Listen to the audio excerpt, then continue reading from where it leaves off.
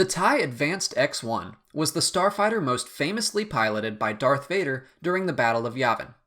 The ship was a prototype meant to replace the standard TIE fighter, but it never made it into full-scale production. The largest difference between the TIE Advanced and the regular TIE models was the inclusion of a shield generator.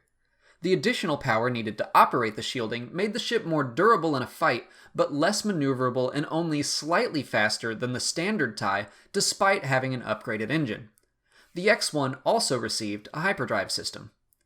Only the most elite pilots were allowed to fly a TIE Advanced, and it was considered the equivalent of the Rebellion's X-Wing.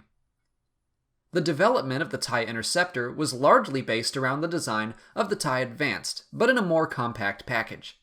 It lacked the hyperdrive and shield generator, but was incredibly fast and was much cheaper to produce. With the TIE Interceptor in mass production, production on the TIE Advanced X-1 was put to a stop. That's it for today. Please subscribe, like, and share to see new Star Wars videos every weekday.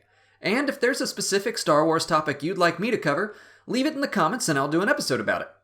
As always, thank you for watching, and may the Force be with you.